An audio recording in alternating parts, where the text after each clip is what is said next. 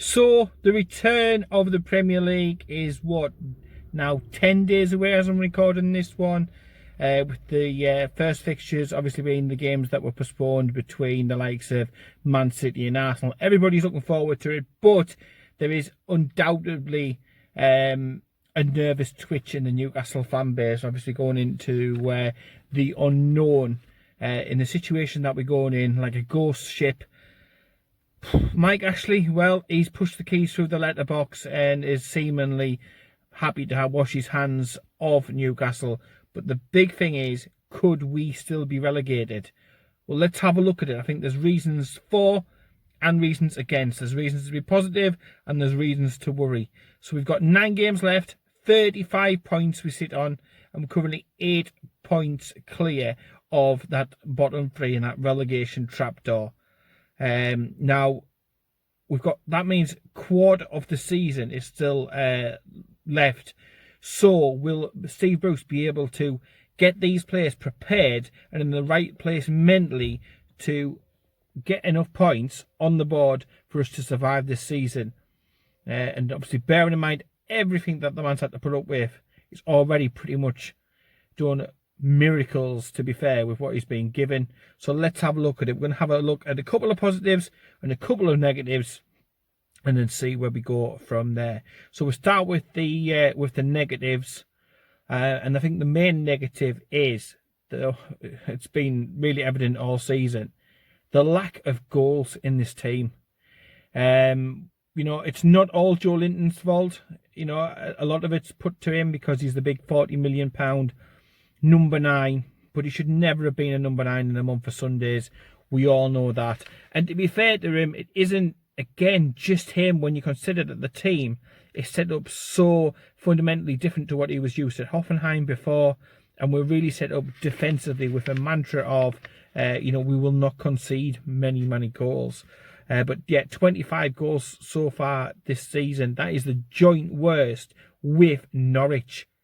And that really should set some alarm bells ringing at St James's Park with regards to goals scored.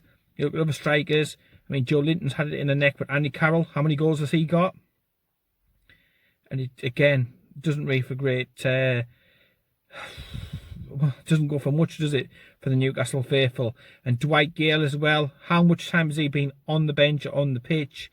And how much time has he been in the treatment room? Once again, it's his Achilles heel. His injury record. So obviously goal scoring is a huge problem at Newcastle United.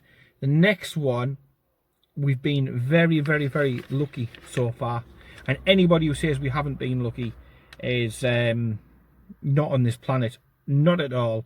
If you look at the games against the likes of Chelsea and even Everton, when we were 2-0 down and we deserved nothing from that game, we had huge bits and fortunes of luck. Call it what you will, but on another day we could have got defeats and draws potentially from the likes of some of them games. But we've done it time and time again. We've had a more than fair share of luck. Hopefully we haven't used all of our luck up for this season, because we may need a little bit more of it going into the run-in. And the third negative, despite the fact I've just said he's done a really good job considering he's coming in after Rafa and the love everybody had for Rafa, but it is Steve Bruce, who at the end of the day, yes, he's done a really good job at Newcastle. Nobody can really knock that, but he is a championship manager. Everybody on his appointment thought he was a championship manager. You look at the stats, and every single one that you can judge us on, with goals scored, created, all of the different stats, when you analyse them, Newcastle are towards the bottom of that league. And we have been, like I said before, incredibly lucky. Is Steve Bruce a championship manager, or do you think he's a Premier League manager? Let me know in the comments down below. And now we'll move on to the positives. So the positives and the reasons why I think we can be okay. Touched on it before as a negative, but you look at the flip side, and the defensive nature of our teams mean we are really good defensively. On average, 1.4 goals per game puts us as one of the best teams in the bottom half of the table on goals conceded. And if you also further dissect it and consider that, you know, for 1 or 2 games we took an absolute shoeing, you take them out and the stats even look better again. So we've got a fantastic, solid, sound defensive base in which to really knuckle down and get what we need to stay up this season, and that has to still be the objective. So number 2, the second plus point, is that we are 8 points clear. The likes of Villa, Norwich, etc. would absolutely snap your hand off to be in the same boat. That win against Southampton before the season was paused was huge for us. Yeah, 8 points clear, 9 games left to go. You would think one more win should be enough, maybe a draw here and there.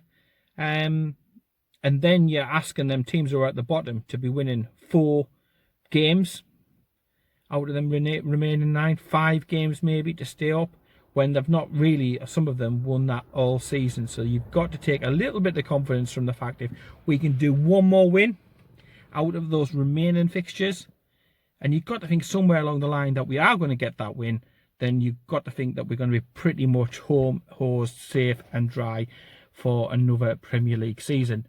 And the third reason is the favourable games. We do have some really favourable games in the running that we can target, and early on the likes of Sheffield United and Bournemouth give us fantastic opportunities to get the possibly 4 points, you would say, maybe, that we need to stay up. But we've also got other games against teams who are down there, so if we can beat the teams who are down there, then it's a double whammy. You move away and you're pushing them further down towards the trapdoor.